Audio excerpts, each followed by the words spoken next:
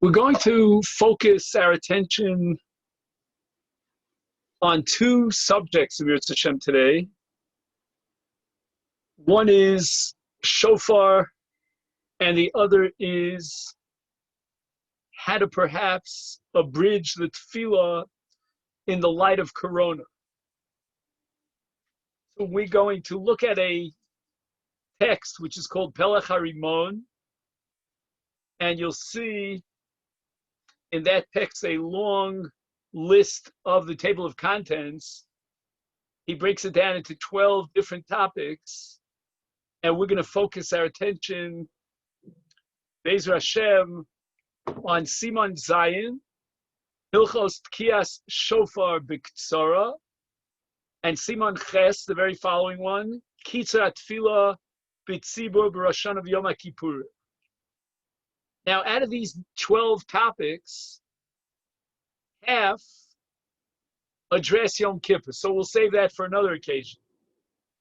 The first half address Rosh Hashanah and the days before Rosh Hashanah, the days of Slichos, Erev Rosh Hashanah with Hataras Nedarim, and then we go on to Shofar. With regard to Shofar, he has 4 different simanim. One siman, which is number Hey, is the basic idea of the shofar, what it is meant to accomplish. Siman Vav is covering the shofar, which we touched upon in the past. Siman Zayin is an overview of the laws of shofar. And then Siman Ches going into the integration of our tefillos together with the shofar.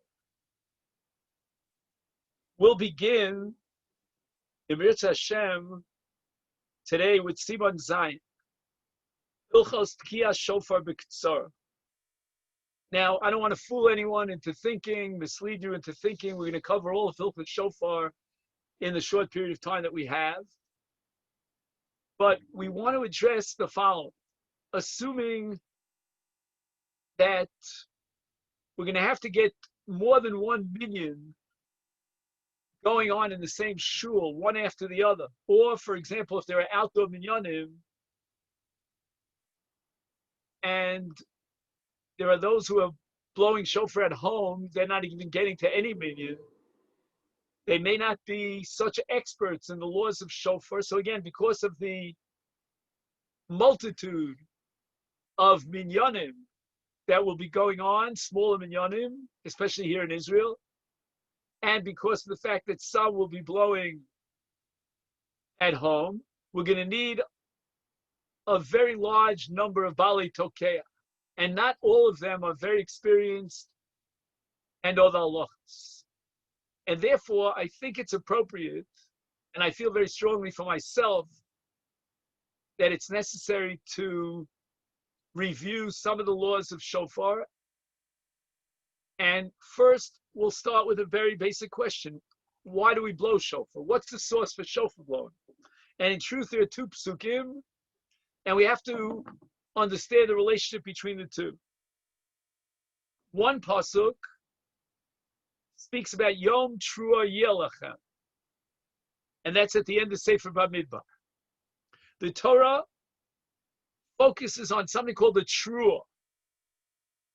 Now, again, as we'll soon see, we're not sure exactly what the Trua is. But at this point, based on this one verse, there seems to be no mention of a Tkiyah. So we ask the question, what is the source for a Tkiyah? And we're going to come back to that question momentarily. It's going to be based, and it's going to kind of shock us, on a parsha at the end of Vayikra, which has to do with Yovel, which is the 50th Jubilee year. And there the Torah says, V'avartem shofar. And again it says, Taviru shofar. And the concept of Havaras shofar is going to be related to Tkiyah. Trua, of course, is a Trua. And the Rambam writes in Hilchos Tshuva Perek Gimel that Tkiyas Shofar on Rosh Hashanah is Exeras Hakos, which means the Rambam is telling us that don't even bother making an attempt at trying to understand and answer the question why God commanded us to blow a shofar. Nonetheless, a shofar shall aisle, but remez yesh bedov. The Rambam says that although we'll never, ever claim, it would be a chutzpah on our part to claim we know why the Torah wants us to blow a shofar, but nevertheless, we are perhaps obligated to derive some sort of message from the shofar that would inspire us. And that's what the Rambam calls remez yesh b'dava. There is some sort of a hint or an allusion in the midst of shofar. Klomar uru yeshenu mishnaschem, the famous Rambam, to wake us up from our slumber. And we're not talking about sleeping at night. We're talking about a spiritual state of slumber. And the Rambam writes that the whole year round, we are shochichim as emes b'havli azman. We are forgetful of the truth. We don't always have a perspective of the divine ideal image of what the world and the universe is meant to become. We get caught up with all that goes on during the course of time. And therefore, this is the moment in which we shake ourselves and break out of that that flow of Havli Azman, of the vanities of time. And what should it do for us? Chidru b'tshuva, v'zichru barachem. We should remember our Creator and we should go and do tshuva. And the Rambam elaborates, Yazov kol echad darko, hara'ah, machshavato lo tova, and so forth and so on. Now, it could possibly be that according to the Rambam, the kol shofar itself is meant to be a cry, a tsar. It's a trua that comes from the depths of a person in which we are sort of crying out to Hashem and hoping and praying that this cry is an expression of our being shooken up. As we said before, the Rambam says that the shofar is meant to shake us up. And we respond with a kind of a bechi, a kind of a crying. And that's called trua, because the word trua in the Torah inevitably has to do with a cry. Like, for example, we find in the parsha in Baloscha that if there's an impending doom, then we blow, and we are awakened by the trua sounds, and we have a pasuk also in Tehillim, b'chatzotzos kol shofar hariu lifnei hamelech Hashem. But on the other hand, there are other psukim in Tanakh that seem to indicate that when we blow the shofar, it's a shofar shel simcha. It's an expression of ecstasy. How do we reconcile the two? Perhaps that's the difference between tkiya and trua. The trua itself is something that expresses a cry that comes from within. It's almost like a case in the animal kingdom where an animal is threatened by some impending doom. It lets out a cry. And in that sense, we belong to the animal kingdom. We also let out a cry in a state of fear, at a state of trembling and impending doom. And no doubt that this Rosh Hashanah fits that beautifully. I don't have to tell you that today, in the last 24 hours, 5,500 people in this country tested positive for corona. 5,500. And that Shari Tzedek Hospital is converting its cafeteria into a coronavirus ward. So we certainly need that trua. The tkiya represents the tkiya of happiness, of joy, of simcha.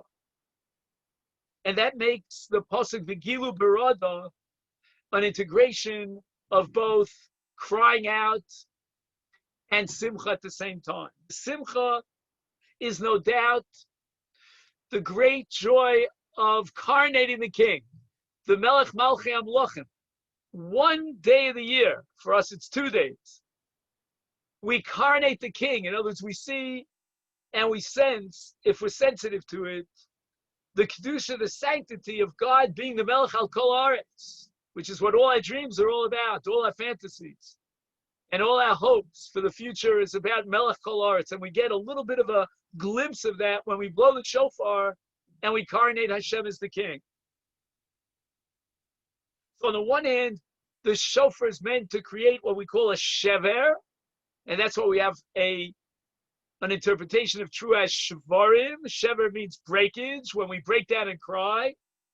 But on the other hand, the tkiya is called a kol pashut. It's a simple, straight call for the king out of simcha. And together with that integration of trua and shvarim, or trua / shvarim and tkiya, we have the mitzvah of shofar. How many blasts do we have to blow in order to fulfill our mitzvah of shofar? So for anyone who's following me inside, we're on page 26 in the book called Pelech Rimon, which I sent you. And David, again, thank you so much for circulating it. And the magic number is 9. How do we get to the number 9?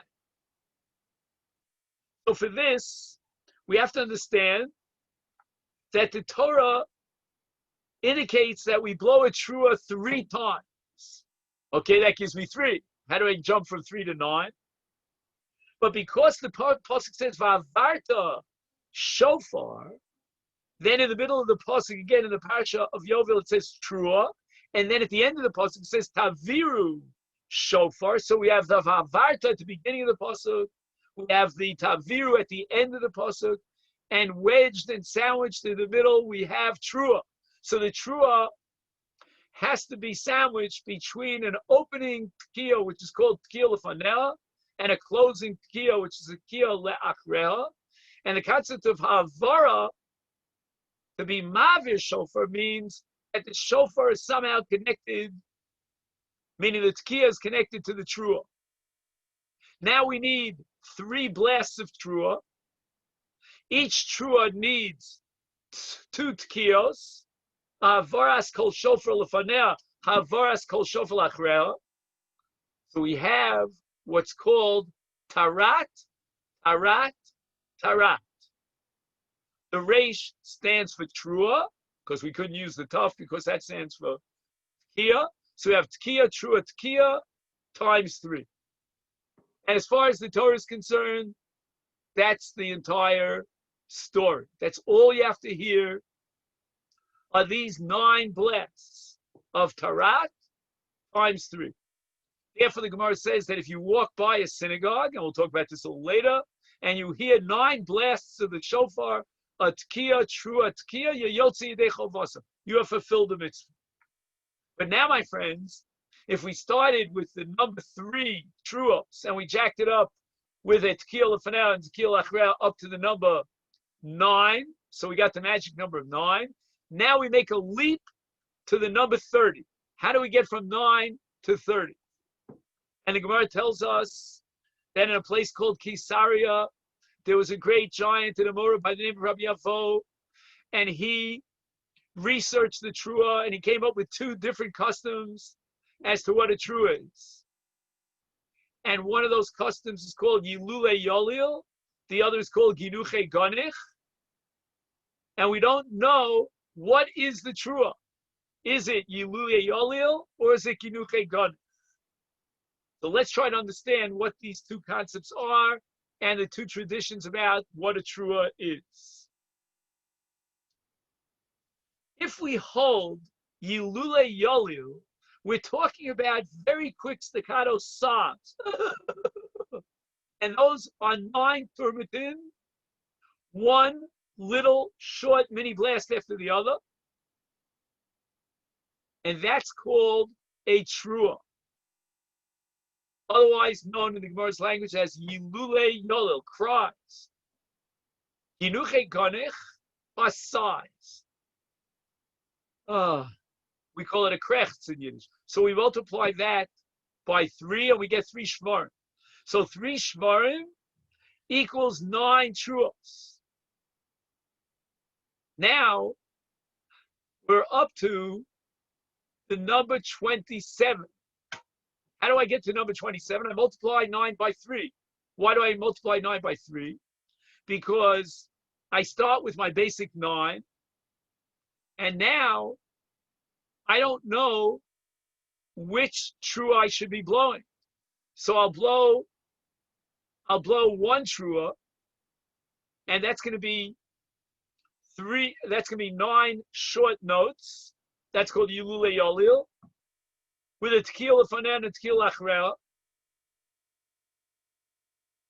And that gives me one set, which is called parat. Now I have another set, which is called tashat, tkiya, shvarim, tkiya. Now each one of these two sets has to be multiplied by 3. Why? Because as we said before, we need 3 truos that have each a tequila fanan and tequila achrel. So now that I don't know what the trua is, I have Yilule Yolil. So that's going to give me 3 times 3 is 9. Now I have Genuche Ganech, which are the Shvarim. Once again, we're going to have to do that 3 times over. So that's 3 tashats. And then 3 tashats times 3 is going to give me another 9. And now, Rabbi Avo says it's possible that the trua is both Yilule Yolil and Ginuche Ganech. And this gives me what's called Tashrat. Tashrat means Tkiya, Shvarim, Trua, Tkiya. And that's going to jump us from let's see, we had 9, and 9 is 18, and now we're going to add 12. Why are we adding 12 to 18? Because now we're adding another blast, call it either trua or a shvara, whichever one you like, and multiply that by 3. So you're adding now another set of 9 plus 3 is 9 times 3 is 27, plus 3 is 30. These are the 30 kolos of Rabbi Avo. Now, how do we get from 30 to 60? And this is what's called Tkiyos de Miyushav versus Tkiyos de Ma'umot. Now, the names are a little bit tricky because, in truth, we stand for all the Tkiyos. So to call a set of Tkiyos B'Yushav is not exactly an accurate title. But it's a relative title, meaning, why do we have one set of 30 kolos and then a second set of 30 kolos? The second set of 30 kolos is what's called, in the language of the Mishnah, Tkiyos al Seder HaBrachos. We're talking about Musaf. And in Musaf, we have 3 major parts that are added to the regular brachos of any Musaf, of any Yontif. Any Musaf of any Yontif is made up of how many brachos?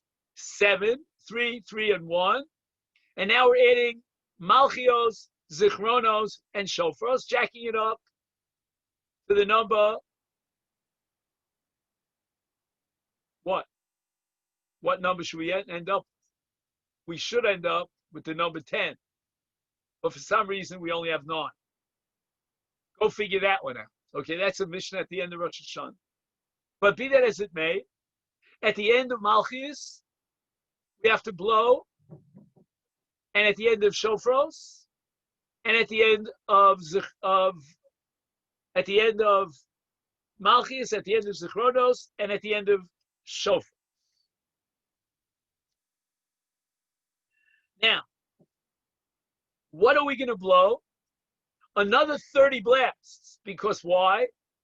Since Rabbi Avo has established that based on our suffix and what a trua is, whether it's Yuli Olil or Ginuche Ganech, our Trua or our Shvar. Therefore, we get to the number 30, which means 3 Tashats, 3 Tarats, and 3 Tashrats. Then we need another set of 30 because it's got to be Al Seder HaBrachos, which means it's got to be integrated into the Shmon Esrei. And now we get to the most fundamental machlokas, the debate about which Shmon Esrei are we talking about. We know we're talking about Musaf. We know that we're attaching these shofros and these blasts to Malchus, Zichronos, and shofros. However, are we talking about the Shtil Shmon Esrei, or are we talking about Chazor Hashatz? And here we have a great division of opinion. What we're going to therefore try to do is we're going to satisfy both shitos. Now, if you are either a Sfardi or you are a Chassid, then you're going to satisfy both these shitos by blowing 30 tkiyos during the silent Shmon Esrei and another 30 tkiyos during the Chazor Hashatz. That's going to jack us up to the number 90. If, on the other hand, you belong to a more, shall I say, Ashkenazi school of thought, which very inhibited about blowing during the silent Shmon Esrei, then we're going to take those 30 blasts and we're going to lift them like a crane and we're going to blow them after the Musaf service. And again, that's going to jack us up to the number 90. So we've got 30 tkiyos before Musaf. We've got 30 tkiyos that are either wedged into the silent Shmon Esrei or will be blown at the end of Musaf. We got 30 tkiyos that are going to be integrated into Chazor Hashatz, and we're up to the number 90 tkiyos. We have a tradition to blow 100 tkiyos, and that's based on a very strange kind of comparison to Aim Sisro, and therefore we're going to blow in the Kaddish at the end of Musaf another 10 blasts to round it off at 100. Now, why is the first set of 30 called Tkiyos D'Miyushav? And the answer is because it's not integrated into the very fabric of the Shmon Esrei, which is called the Amida, and technically it doesn't require Amida. Our minig is to stand. The Baal Tokea should certainly stand because he's doing the Maisa Mitzvah. Whenever we do a Maisa Mitzvah, we do it by Amida. We're being Yotze with his Tkiyos, and therefore we can really sit. Our minig is to stand anyway, in honor of the mitzvah. So we hear the first 30 blasts, which are the tkiyos D'Miyushav. We recite a bracha, and in fact, we're going to recite 2 brachos. One bracha is going to be Asher Kinshanu V'Tzosvano L'Shma Kol Shofar, and then we're going to have another bracha Shechianu V'Kimanu V'Kiyanu, because this is a unique mitzvah that comes once a year, and we're going to hear the 30 blasts. Tarat times 3, Tashat times 3, and Tashrat times 3. That's the kind of mitzvah doraisa, even with all the sveikas that we have, and according to Rabbi Avo. But what we haven't fulfilled is that special, unique mitzvah of tkiyos al seder habrachos, meaning the tkiyos that are integrated into the Musaf service, and according to Rashi sheet at least, that's the Iker mitzvah. The only reason we make a bracha on the tkiyos D'Miyushav before the Musaf is because since that's the first opportunity to fulfill the mitzvah of shofar, that's when we want to make the bracha. That's called over lasiyos. And for anybody who's interested, you can check out a sugya in Arvei Psachim about a case where someone has only 1 yerek, which he needs for 2 tibulim, and that yerek happens to be mora. And the Gemara says he'll make the bracha al achilas mara on the first tibul, even though he's not eating it for the purpose of the mitzvah of mara, which he'll only fulfill after he eats the matzah. But in any event, we're going to make the bracha before the 30 tkiyos, the tkiyos D'Miyushav, and now we give a klapa from Tish, and we notify the public that they should not be mafsik b'dibur until after they hear the very last set of shofar blowing, because the bracha is chal, encompassing all the shofar blowing, leading up to that 100th blast. And now we have the following structure: 60 kolos. From 60 to 100, that's already in a different category. Why? Because the second set of 30 kolos are integrated into the Musaf service. And therefore, we have both bases covered. All our bases are covered. We blew the 30 kolos of Rabbi Avoda Takona in Caesarea as Tkiyos Nevyusha. We have blown 30 kolos, al Seder HaBrachos, whether it be in the Shtil Shmon Esrei, or as our minig is in the Chazar Sashatz, and that's the basic structure. And what we're going to soon see is that if during Corona we need to get one minyan after the other, or alternatively, we're blowing for ourselves at home, and we want to get the barest minimum, then we're going to stop at 60. Now again, the poskim, as we'll soon see inside, are going to say, well, if all things are equal, let's go for the full 100 blasts. But if we need to cut down, and I want you to all understand this, and I want to understand it myself, we need 60 kolos. However, here we get into a difference between men and women, because the women technically are exempt from the mitzvah of shofar. And why is that? Because we have a principle called mitzvah seishazman grama, a time-bound mitzvah. A classic example of a time-bound mitzvah would be shofar. But the women took it upon themselves to opt voluntarily for the mitzvah of shofar. There are two very important points that we have to make.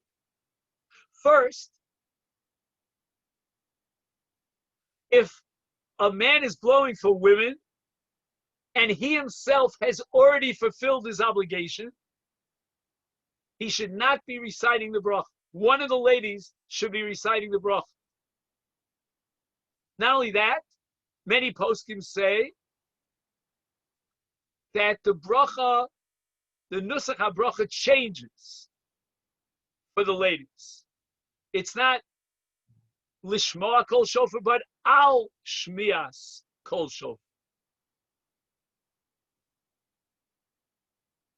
Now, truth be told, if a man already blew the shofar with a bracha in the first minyan, and now he's serving as a Baal Tokeh in the second minyan, he should not make the bracha.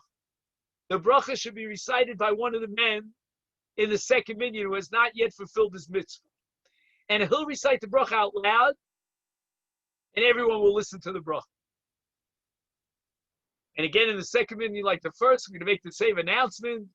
Let's be quiet, unless it's something important for the shofar, and not be mafsik until after the end of the shofar blowing. But getting back to the women. For the women, if they have to go in and out, either because there are things they have to take care of at home, or because in the state of this pandemic, they don't want to stay around for another hour, then it's enough that they hear 30 kolos. For example, they will hear the 30 kolos to the Yushav. Alternatively, they will hear the 30 kolos during the Musaf service, and that's enough. And I mentioned to you last week, I just want to repeat that my good buddy, his name is Miles Brody, now he's called Shlomo Brody, he says that in his shul in Modi'in, he would like to institute that at the end of Malchios, they should blow 30 shofars instead of 10. We have in our minhag 10 blasts at the end of Malchios, another 10 at the end of shofars, and at the end of Zichronos, and a third at the end of shofar. So you have Malchios, Zichronos, shofar, so you have a total of 30 blasts. So that you have Tashat, Tarat, and Tashrat times 3. let's call it, we'll round it off at 10. And 10 times 3 is 30. And now we have, but again, if you want to get that minimum number of 30, and the ladies were not there for Shachris to hear Tkiyos to Miyushav, they're going to have to wait until the entire Chazar Sashatz is completed. Why not just add a number of blasts at the end of Malchios? The women come in, they hear the 30 blasts, and they go home. Another group of women could come in for Zichronos and a third for Shofar. That's what he wanted institute. How are you going to do that? It seems like the rabbis were not excited about it. They don't want to jack up the number of blasts. They don't want to change. Yeah, that's Baltosa for the rest of the people. No. It's not Baltosa. I'll tell you why it's not Baltosa. Because we can blow as many shofar blasts as we need to, as long as we're doing it not for the fun of it, but in order to make sure that we cover all our bases. For example, Rabbi Avo instituted 30 kolos. Why isn't that Baltosa? The Torah says 9 kolos. But the answer is, we're blowing the 30 kolos in order to cover all our bases. We don't know exactly what the trua is. That's not Baltosa. And the same will apply for any set of 30 kolos that could, for someone out there in the tzibur, fulfill the mitzvah of shofar. So what I'd like you to do now is take a look, if you have it on page 26, and he begins by presenting the Takon of Rabbi Avo. That's in a paragraph that starts b'mahalech hashonim. And then, in the next paragraph, which starts with the words prat lakach, and I'm only saying this for those who like to see it inside. We didn't waste that time by sending it to you in your email or your WhatsApp, whatever you have.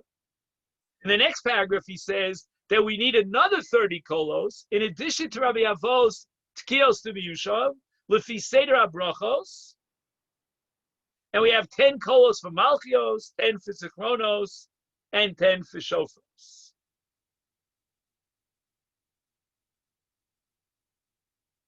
Yesh noagim b'tfilas lachash, and therefore, according to that minhag, we want 30 kolos during the silent Shmon Esrei.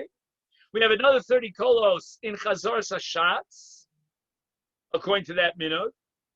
That means by the time the Shliach Tzibur has finished the Shmon Esrei, if you go with that minhag, we've already heard 90 kolos. Yesh noagim rak b'chazor sashatz.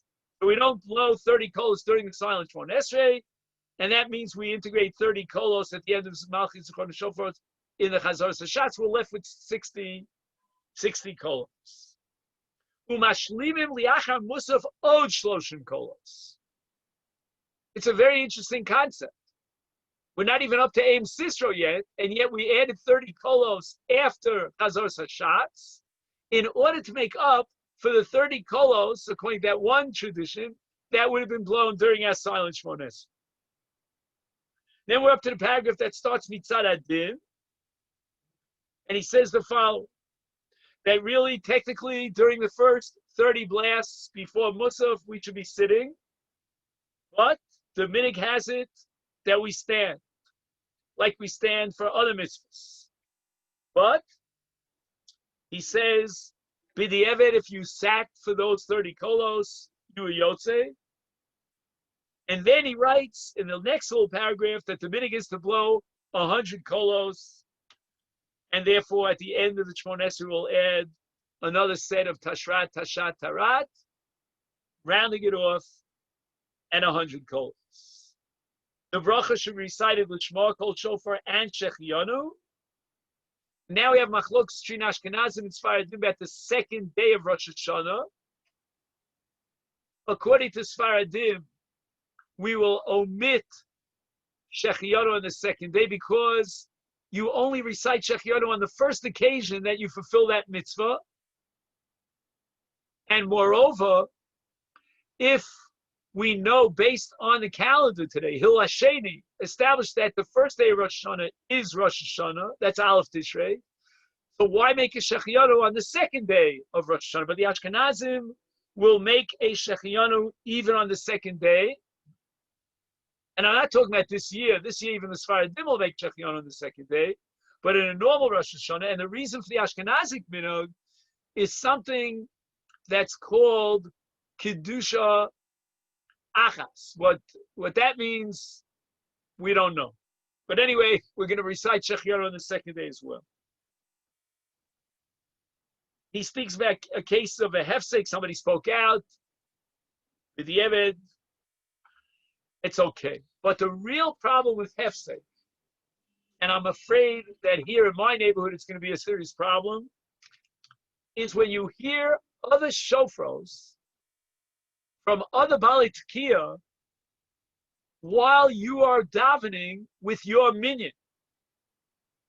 So this is a different kind of distancing that we require now. I'm not talking about social distancing, I'm talking about halachic distancing. And halacha is going to require that the minyanim be separate one from the other, because otherwise, a tekiah in the middle of a tashrat, let's say, for example, is a hefsek. And that's ma'akiv even b'di'evet. And this Machaber writes, well, you should have kavanah that you're not yotze. I'm not so sure about that. If it's a hefsek, then it's a hefsek. Anyone who wants to research this has to study one of the most famous stories in the history, in the annals of Shofar, and that's called the Maisim Magensa. Magensa was a Jewish community in Europe that was destroyed by the Crusades, and we have a kinna for it. Anyway, the Maisim Magensa is written up in the Rosh.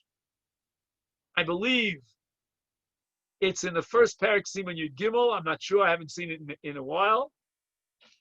And there too, there were issues where you heard shofar and different blasts in the middle, and it was shalom kisidra. No, you're up to a certain seder and you hear other shofar blowing. That's a problem. So that's something we really have to be careful about during these days of outdoor minyan. And now we're up to page 27.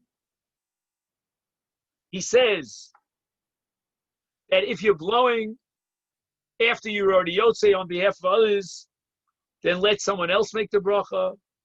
If there's no one else to make the bracha, you'll make the bracha a second time around. And that has to do with arvus, your mutual responsibility. The earliest time for the mitzvah of shofar, since we're now trying to set up early minyanim, is zrichas hachama, which is sunrise. However, b'di'eved, any mitzvahs hayom could be fulfilled after alos hashach. And alos hashach is quite early. We should lechatchila try to wait for sunrise.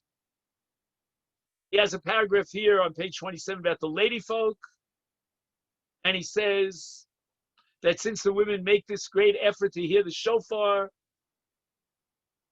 then she should make a bracha, and the Sfaradiot will not make a bracha. That's true for any mitzvah seishman grama. Rabbeinu Tam and the Ashkenazim will make a bracha. The Rambam and the Shulchan Aruch will leave out the bracha. You can't recite a Sher Kidshanim Mitzvos of the Tzivanu. And that's an additional reason why we should hesitate for the Baal Tokeh to recite the bracha on behalf of the women, unless he has not been Yotzei his mitzvah. That's something totally different.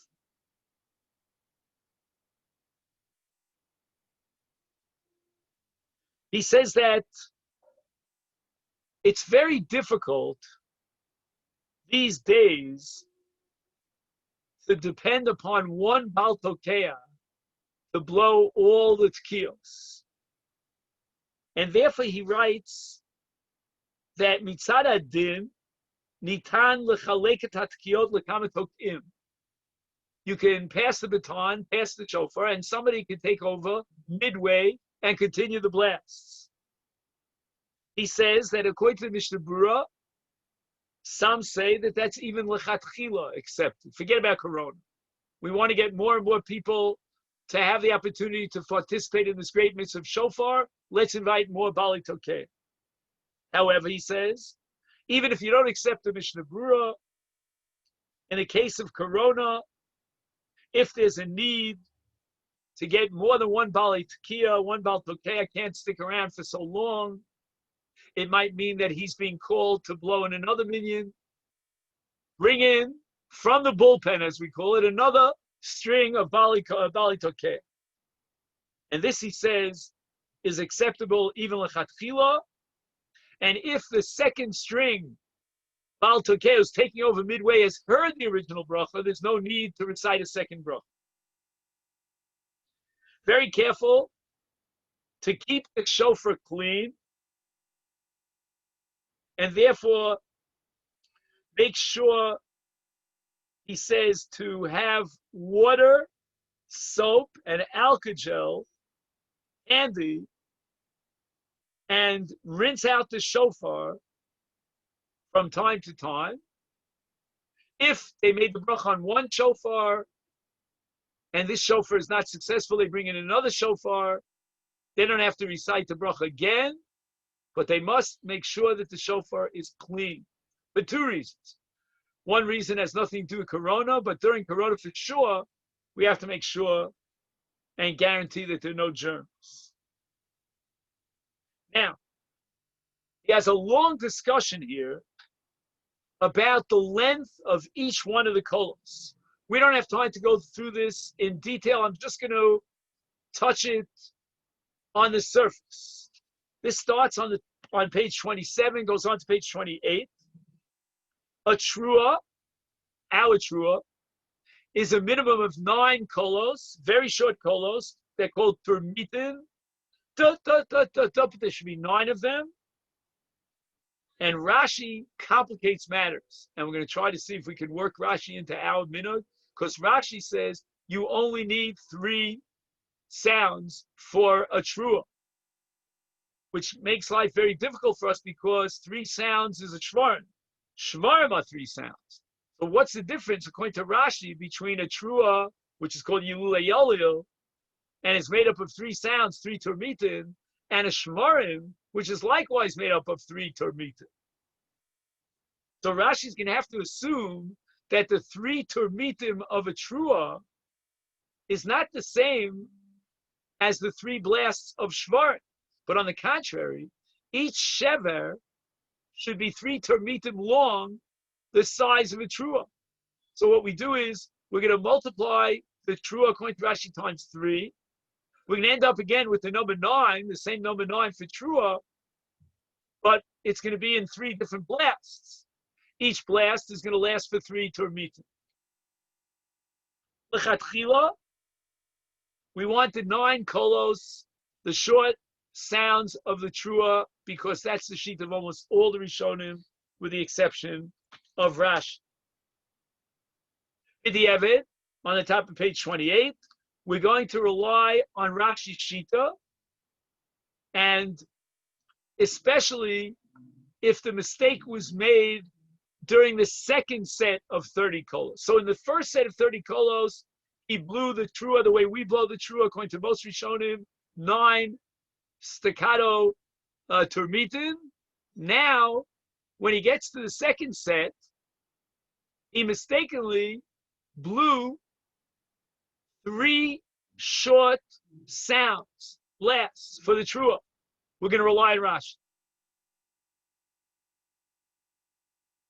Fascinating kula. Each shever, we're up to the shvarim now. We need exactly 3 shvarim, not more, not less. And each shever should be a minimum of 3 termitim. The big issue is going to be if he extends his shever. Because if you extend the shever beyond 3 termitim, it becomes what? A tkiya. That's not good. So for the trua, we need the short notes. Obviously, that's not going to be confused with a tkiya, which is one long note. But when we get to the shvarim, and each shever has to be a minimum of 3 termitim, if we extend that shever too long, it may become a trua. I'm sorry, it may become a tkiya, I meant to say, because there are some shitos that a tkiya could be as short as 5 termitim. So if one of his shvarim, instead of 3 termitim, is 5 termitim, they were really in trouble according to those shitas, because that became a tkiya instead of a shever. He says la halacha, the longest shever that we can recognize and let it get by is 4.5 termitim, but not 5 termitim. So that the Baal Kriya, the Kore, the Makri, who's listening carefully to the shofar, and he's gonna give a sign to the Baal Tokea as to whether it's good or bad. He has to make sure that the shmarim, each one of them individually, should not exceed beyond 4.5 termitim. If it does, he should require a whole new set of tkiyos. And here again, we have a new machlokas here about whether or not he goes back to the beginning of the entire set, or he can just pick up where he left off right there in Tashat. And it seems that the shortest shever, he says, would have to be 2 termitim. Because once you have a shever of 2 termitim, then it's already not a trua, because a trua is made of 9 blasts, each of which is 1 termitim. Now, there are 2 different minhagim about the shmarim. One is a straight note, basically it's a shorter version of a tkiya, and the other is a note that goes up and down. And now we're going to want to be yotze both shitas. And how are we going to be yotze both shitas? Now, to make life complicated, there's another machlokas as to whether the tashrat, which is trua and shmarim, the trua shmarim should be blown b'neshima achas, with 1 breath, without taking a breath of air between the trua and the shmarim. Or I should say the other way, between the shmarim and the trua. And we're going to want to be yotze both teos, even as far as this machlokas. So we have 2 machlokasin with regard to shofar, and we want to fulfill both. Number one, what is the shever? We know its size, but what does it sound like? Is it straight or is it up and down? And number 2, should the tashrat of shvarim trua should be b'neshima achas or dafka b'shtei neshimos? And each shita rejects the other shita.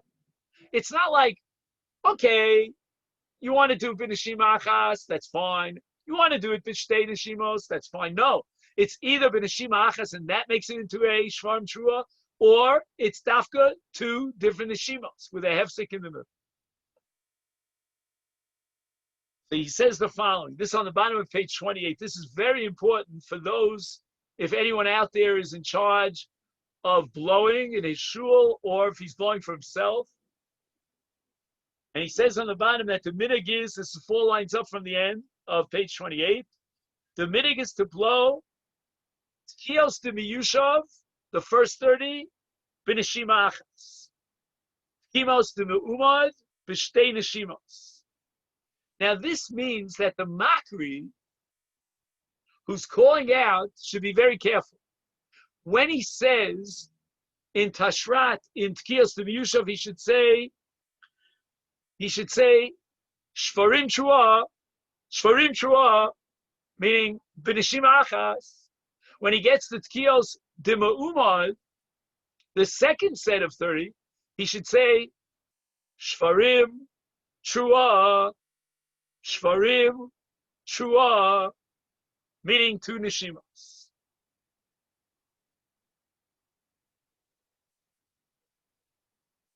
Now he points out, in the name of the Mishnah Berurah, that even if I hold like that shita of neshima achas, which we're going to fulfill with the tkiyos de miyushav, nevertheless, it's not shvarim, neshima, trua. It's shvarim, trua. Everybody agrees, and there was never a machlokas. There should be a hefsek between the shvarim and the trua and the tashrat, because they're 2 separate notes. But whether or not he should take a breath in between, call on a shama to kalkoah, that's a machlokas. So keep in mind that during tkiyos de miyushav, it's shvarim trua, which means b'neshima achas, but there should be some sort of separation. Now, what about the other machlokas? Do we want shvarim pshutim, or do we want shvarim that go up and down? So that's on page 29. In the second paragraph, he quotes from Aaron Lichtenstein, Zechar Levracha, and according to Rav Lichtenstein, what we should do is that during the Tkiyos to Miyuchav, we should blow shvarim pshutim. So again, the Makri should know that he's notifying the Baal Tokea during Tkiyos to Miyuchav, the first set of 30, and it's going to be shvarim pshutim, and it's going to be a tashrat b'neshima achas.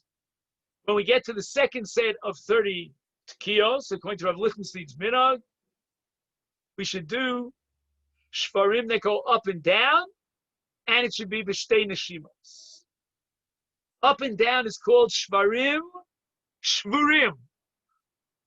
Very simple.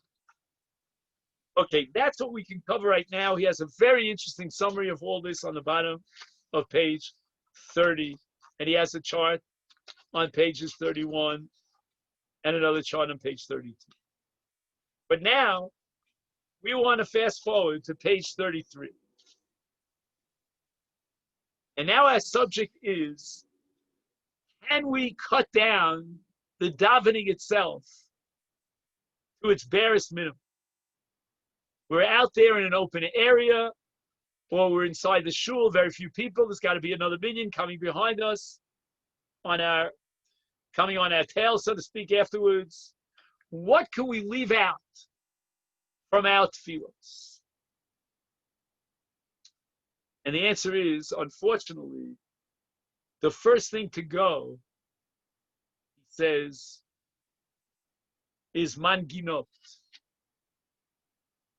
And I'll tell you the truth, in the shul that I davened in, which is called the Emek Learning Center, to give up on manginot, on an emotional level, it's like stealing half of Rosh Hashanah. I don't mean time-wise. I'm talking in terms of the existential experience of Rosh Hashanah. And it goes without saying that the Balei Tefillah are going to have to be on board for this.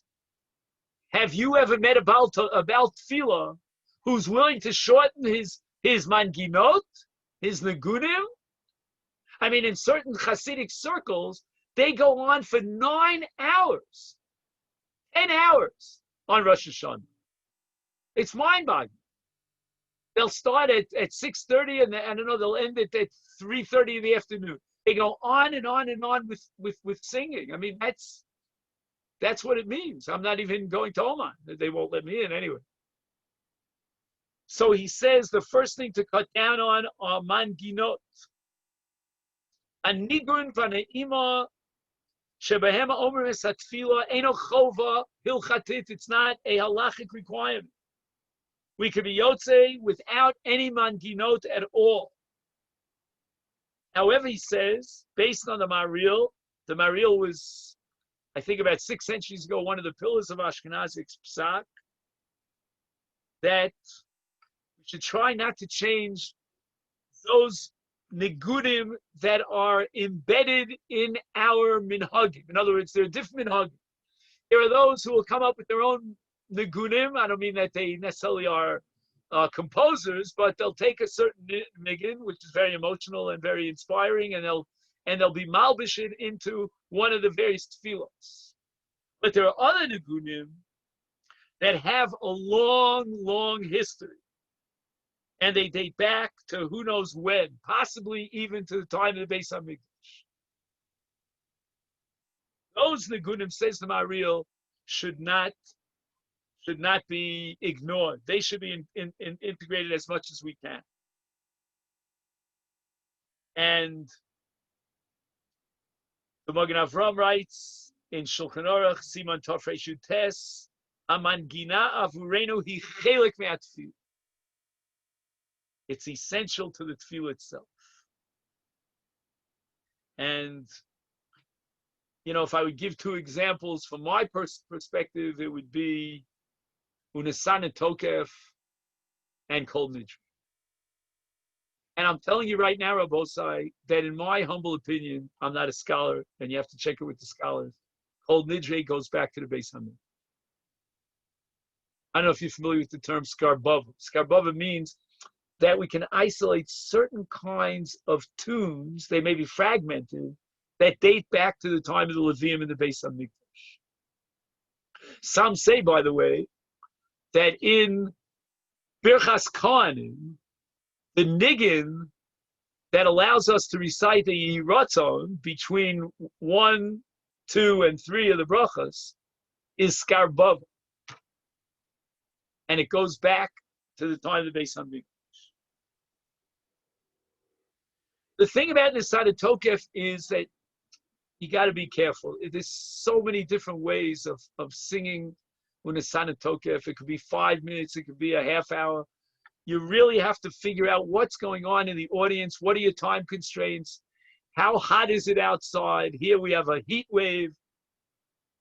And not only that, people are coming in, they're going out, they don't want to stay for the whole davening. We have to be very careful. He says we should be mitzamtzem in chazonis and manginot, with the exception of those beloved tunes that we look forward to the whole year round and project us for the year to come. Those are the tunes, merkaziot, that are central. Hey, meragshot, they inspire us, umeromimoto tanu, and they uplift us on these days of the Yom Noraim. He says, as far as Kaddish is concerned, let the Chazan just recite Kaddish the same way we recite Kaddish the whole year round. He says, as far as Chazor Sashatz, he says, there are many Chazanim that'll sing Ubechein Tzadikim and go on and on.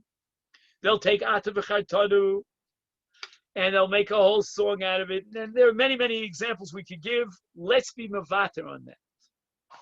Number 2, on page 36, piyutim. We have so many piyutim that are integrated into Birchas Kriyat Shema, into Chazor Sashatz.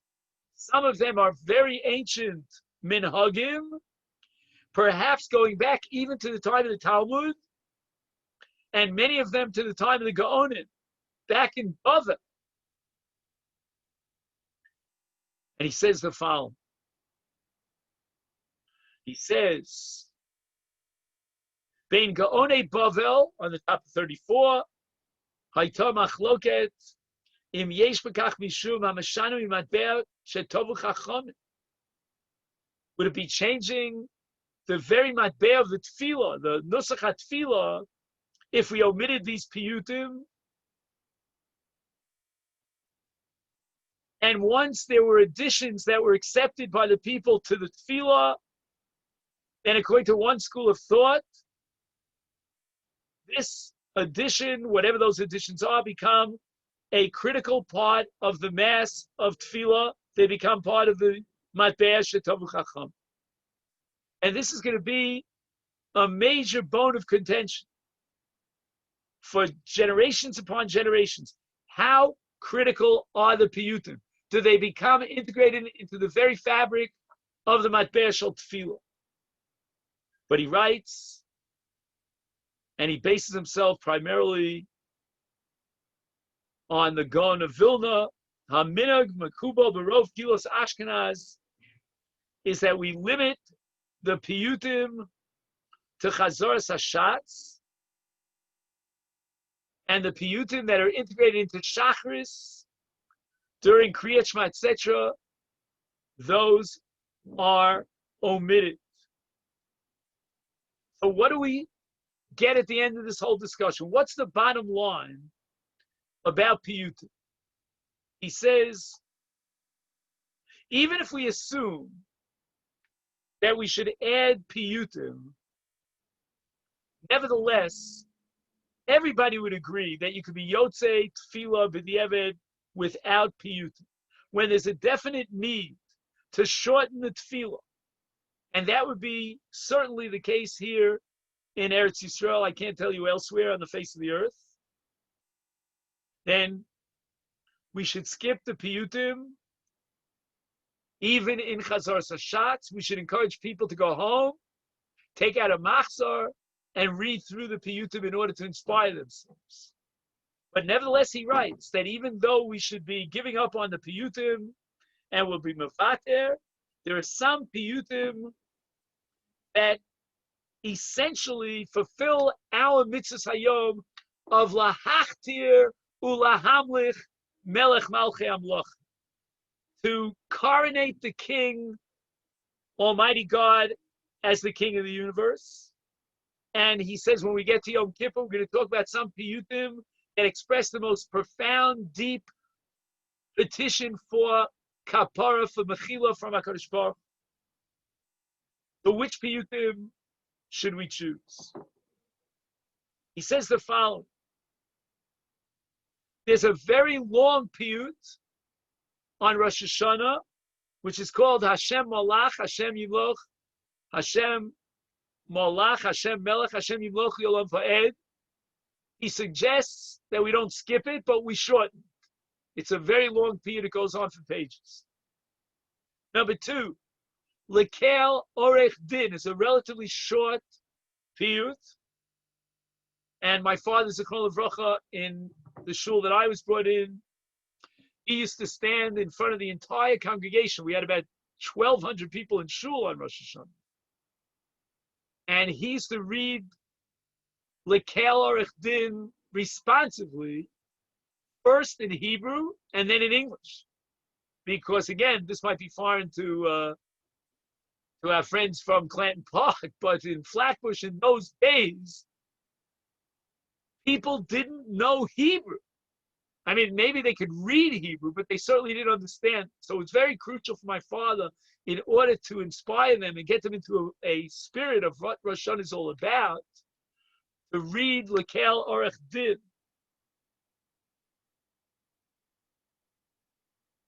He says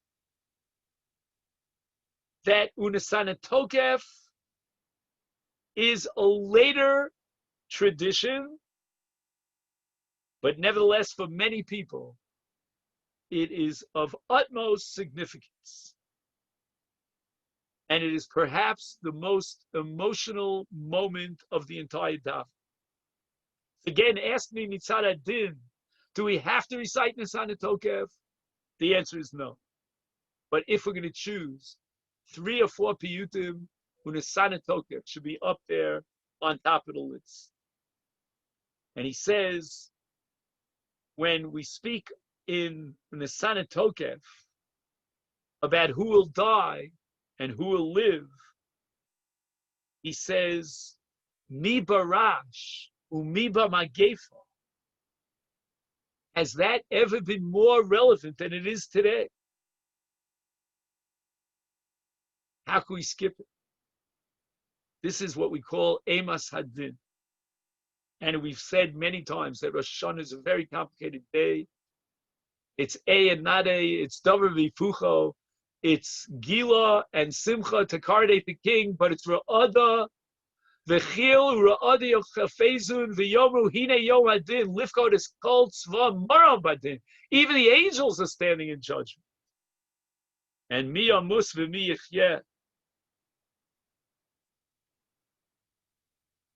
He says that if we have a little bit more time, we'll add some more piyutim, but always to shorten the piyutim and ask the chazonim to shorten the piyutim. And on page 35, he offers a number of examples and precedents for shortening piyutim. I see we're running out of time. So let me just very quickly summarize what's here on page 35. There's a lot more here, but we'll do what we can. He says that after Mechai Mesim, the Chazan has a section called Yoshev Tehilos, Yoshev Tehilos. Hayom Yikasev B'Sefer Zichronos. And perhaps he says that these are introductions to longer piyutim. We can drop the piyutim and just recite the introductions. There's a very long piyut called Maisa Elokeinu. It is an absolutely magnificent piyut. And after Maisa Elokeinu, there's a short paragraph called Maisa Enosh, contrasting the human finite being who's material and full of all sorts of problems compared to Almighty God who's infinite. He says that there are those who bechlal omit Maisa Enosh, and certainly during Corona we should omit it. He says on Yom Kippur, it's very difficult to omit the piyut Emes Man Nedar. It is the apex of the Simcha, the Yontif that the Kohen Gadol established when he came out of the Kodesh Kodashim, and he received Kapar for Klal Yisrael. But once again, to maybe shorten it in terms of the length, and he says the following, that as a general rule, most piyutim, let the people recite them balachash either during the tefillah or after the tefillah. If the shatz is going to recite these shorter piyutim without any niggins, without any manginot, the longer piyutim, we should choose out of every one of the longer piyutim 3 major paragraphs that will give us the flavor of that piyut. But he says, if the piyutim have a special meaning and a special inspiration that links us up to the very Kedushas Hayom, the very sanctity and the essence of the day, that this is the day of Melech al Kol Haaretz, like for example in the San Tokef, Mi Barash, Mi Bagefa, we should try, if possible, not to omit them, try to recite them a little bit at a faster pace. Certainly, we don't need the Hinanis, we don't need all the introductions and the many, many paragraphs and psukim that we recite before Tchiyos the Miyushav. Perhaps recite Lamanatseach once instead of 7 times. And these and Kahena v'Kahena are ways in which we can shorten and abridge the tefillah only because of this magefa. And it seems to me that what's going on is not, there are many movements in Judaism, and some of them want to shorten a lot of different things in our tefillos. We should not chas v'shalom think that we're following in their footsteps. We are not, I don't want to mention different movements, but what we're trying to do is be yotzei the tefillos and the Kedushas Hayom to sense and experience the Emas Hadin, the coronation of HaKadosh Baruch Hu as Melech. These are absolutely essential. And the Rav of the Shul has to decide in each particular case how to go about doing this, how much time he has on his hands. Again, if it's a very large shul, plenty of room for social distancing, that's one story. No one has to be in a tremendous rush to get home. If it's a smaller shul and you can only have X number of people in the shul, then a decision has to be made together with the Rav and the Baal Tekeya, and figuring out how much time we have. If the tefillah has to end after 2 hours, obviously you're going to be cutting it down very short. We said about the tekiyos, we need absolutely the 30 tekiyos, the miyushav of Takonos Rabbi Avo, the 30 tekiyos al Seder HaBrochos, and we can round it off at the number 60. Now, I'm looking at the clock and it's already way beyond our time. If anyone has any questions or comments, otherwise this year, I want to take this opportunity to wish everyone a Shana Tova. And as I've said before, I have a 2-minute video. In this case, it's not on the Parsha, it's a preparation for Rosh Hashanah. If you haven't gotten it, let me know and I'll make sure that you get it. And let me know if you enjoyed it. And we should be zoche to hear good news. I see some of my close friends over here. Phil, I wanted to wish you a good year. I got your message. Thank you so much. I see Chaim, Ethel, Pamela, Yudi is here, and Joe is probably at work, and Bobby is here, and David. So wishing everyone a great, great new year, and we should end with this whole pandemic.